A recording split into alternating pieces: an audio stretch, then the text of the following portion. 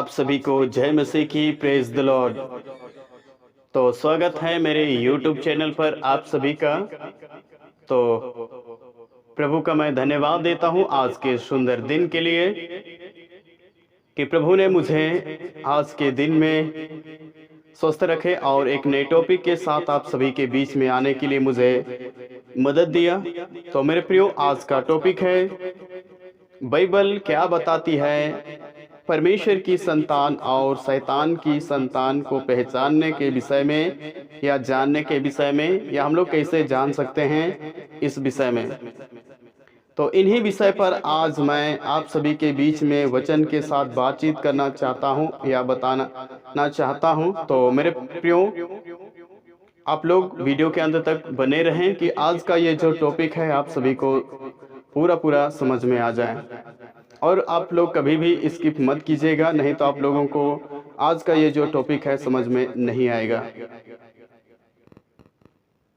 तो मैं आप सभी का धन्यवाद देता हूं कि आप लोग जो मेरे YouTube चैनल को सब्सक्राइब किए हैं और मेरे चैनल के सदस्य बन गए हैं। प्रभु आप सभी को बहुत बहुत आशीष करें। अगर आप में से कोई भी मेरे प्रियो मेरे YouTube चैनल पर पहली बार आए हैं और मेरे YouTube चैनल पर आकर वीडियो को पहली बार देख रहे हैं, तो मैं आप सभी से विनती करता हूं कि आप लोग मेरे YouTube चैनल को ज़रूर से ज़रूर सब्सक्राइब कीजिएगा और साथ ही साथ बेल आइकन को ज़रूर दबाइएगा। इससे क्या फ़ायदा होगा कि जब भी मैं नई वीडियो अपलोड करूं तो वीडियो का नोटिफिकेशन आप सभी को प्राप्त होगा। और मैं अपने YouTube चैनल पर हमेशा बाइबल वचन की सच्चाई और परमेश्वर की महिमा के लिए गीतों को ही अपलोड करता हूं। तो मेरे प्रियो, इसलिए यदि आप लोग परमेश्वर की वचन की सच्चाई जानना चाहते हैं या और गीतों को भी सीखना चाहते हैं, तो आप लोग ज़रूर से ज़रूर मेरे YouTube चैनल को सब्सक्राइब कीजिएगा। तो मेरे प्रियो, यदि वीडियो पसंद आता है तो आप लोग ज़रूर लाइक कीजिएगा, और यदि समझ में नहीं आता है तो आप लोग कमेंट में अपना राय दें, सवाल दें। और मैं चाहता हूं कि इन वीडियो को आप लोग ज़्यादा से ज़्यादा शेयर करें कि इन वीडियो के द्वारा बहुत से लोगों के जीवन बदले और बहुत से लोग अपने जीवन को सचमुच में सुधार सकें और मसीही जीवन में जीने के लिए सहायता मिले और प्रभु उनकी सहायता करे। तो आइए आज के टॉपिक के लिए आप सभी लोग मेरे साथ वचन निकाल लीजिएगा। पहला यूहन्ना उसके 3 अध्याय वचन 8 से 10, इन्हीं वचनों को मैं आप सभी के बीच में आज के टॉपिक के लिए पढ़ना चाहता हूं। तो मैं चाहता हूं कि आप लोग भी अपने अपने बाइबल से जरूर अध्ययन कीजिएगा कि आप लोग वचन को सही रीति से जान सकें कि वचन सचमुच में कह रहा है या नहीं।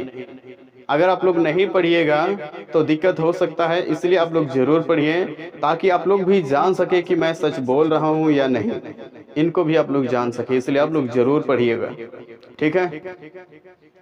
तो आइए मैं पढ़ रहा हूं, आप लोग सुनेगा। तो 8 से 10, तो 8 में लिखा है, जो कोई पाप करता है वह शैतान की ओर से है, क्योंकि शैतान आराम ही से पाप करता आया है, क्योंकि परमेश्वर का पुत्र इसलिए प्रकट हुआ कि शैतान के कामों को नष्ट करे। मेरे प्रियो, यहाँ हम लोग देखें कि जो कोई पाप करता है वह शैतान की ओर से है, क्योंकि शैतान आरंभ ही से पाप करता आया है, ठीक है। परमेश्वर का पुत्र इसलिए प्रकट हुआ कि शैतान के कामों को नष्ट करे। तो आगे हम लोग देखेंगे।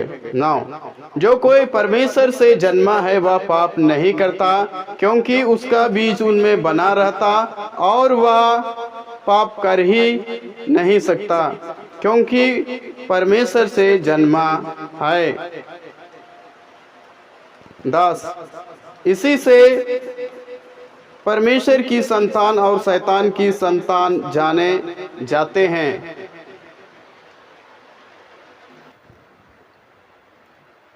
जो कोई धर्म के काम नहीं करता वह परमेश्वर से नहीं, और ना वह जो अपने भाई से प्रेम नहीं रखता।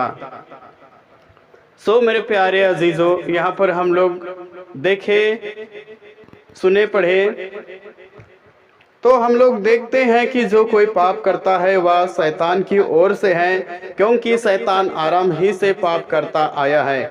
परमेश्वर का पुत्र प्रभु यीशु मसीह इसलिए प्रकट हुआ कि वो पापों उसके कामों को नष्ट करे। इसलिए जो कोई परमेश्वर से जन्मा है वह पाप नहीं करता। मतलब हम लोग जानते हैं, जैसे कि हम लोग यदि हम लोग परमेश्वर से हैं, परमेश्वर से जन्मे हैं, आत्मिक जन्म को लिए हैं, तो हम लोग पाप नहीं कर सकते हैं। क्यों नहीं कर सकते हैं? क्योंकि उनका बीज उनमें बना रहता है और वह पाप कर ही नहीं सकता। बीज का मतलब परमेश्वर का वचन। एक परमेश्वर का संतान के जीवन में परमेश्वर का वचन रहता है। इस कारण से वो पाप कर नहीं सकता और कर ही नहीं सकता। क्यों कर नहीं सकता? क्योंकि वचन है।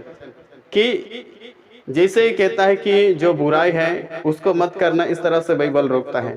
और देखिए, परमेश्वर का वचन एक ब्रेक के समान काम करता है। जिसमें हम लोग गाड़ी में ब्रेक रहता है तो हम लोग आगे देखते हैं रास्ता या फिर कुछ गड्ढे हैं या जो भी किसी तरह की जो दिक्कत हो रही, तो उस पर हम लोग ब्रेक करते हैं ताकि हम बच जाएं। वैसा ही परमेश्वर का वचन भी ब्रेक के समान काम करता है। तो मेरे प्यारे अजीजों, क्योंकि हमें हर बुराई से रोकता है, करने से रोकता है, तो इसलिए मेरे प्यारे अजीजों, हमारे जीवन में वचन है तो हम लोग पाप नहीं कर सकते हैं, कर ही नहीं सकते। इस तरह से ही वचन लिखा हुआ है। तो मैं प्रभु का धन्यवाद देता हूं मेरे प्यारे अजीजों। अगर हो भी जाए तो एक सहायक है, अर्थात मसीह।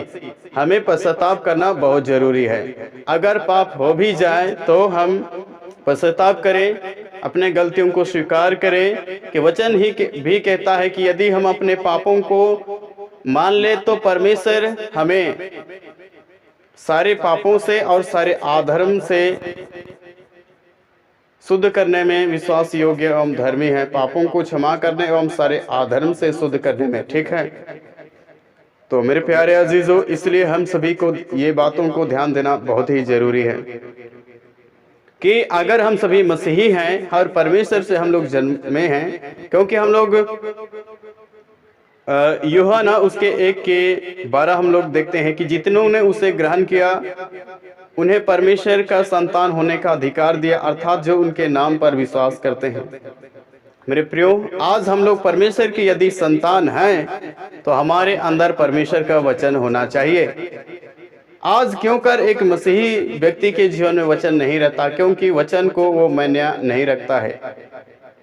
इसलिए आइए हम सभी को इन सारी बातों को ध्यान देना बहुत जरूरी है। हमारे अंदर में परमेश्वर का वचन आवश्यक रहना चाहिए ताकि हम शैतान से जय पा सके। क्योंकि हम लोग जानते हैं जब यीशु मसीह का शैतान से परीक्षा हुआ तो वचन से उन्हें हराया, ठीक है। तो आइए, आज हम शैतान से प्रार्थना के माध्यम से लड़ नहीं सकते, लेकिन वचन से हम लोग लड़ सकते हैं, ठीक है। क्योंकि हम लोग जितना विश्वास करते हैं उतना से कई ज्यादा शैतान विश्वास करता है, लेकिन नहीं मानने की वजह वो थरथराता है। आज क्या हम लोग थरथराते हैं? आज तो हम लोग का डर या भय कुछ नहीं है, तो हम लोग कैसे थरथराएंगे? लेकिन शैतान थरथराता है, ये याकूब की किताब में लिखा हुआ है। मेरे प्रियो, इसलिए हम सभी को इन सारी बातों को ध्यान देना बहुत ही जरूरी है। आगे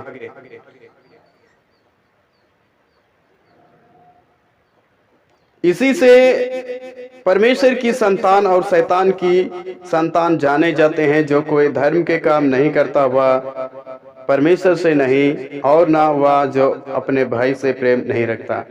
अगर मेरे प्रियो, जो कोई प्रभु के इच्छा के अनुसार नहीं चलता या प्रभु के नियम के अनुसार नहीं चलता, वो परमेश्वर की ओर से नहीं है। क्योंकि जो परमेश्वर की ओर से रहेगा वह परमेश्वर के कामों को पूरा करेगा। जिसे परमेश्वर के पुत्र प्रभु यीशु मसीह इस संसार में आया तो उन्होंने पिता की इच्छा को पूरी की। आज हम सभी को भी ध्यान देना बहुत जरूरी है। हम भी उनके पुत्र हैं तो हम भी उनके कामों को ही पूरा करें। ठीक है। तो मेरे प्यारे अजीजों, इसलिए हम सभी को इन सारी बातों को ध्यान देना बहुत ही जरूरी है। तो इसी से हम लोग जान जाते हैं जो कोई बुराई करता है, पाप करता है, वो शैतान की संतान है, और जो परमेश्वर चाहता है उस तरह का एक जीवन जीता है, उस तरह चलता है, उस तरह काम करता है, वो परमेश्वर का संतान है। आज अपने आप को देखें, जांचें कि हम किसके संतान हैं।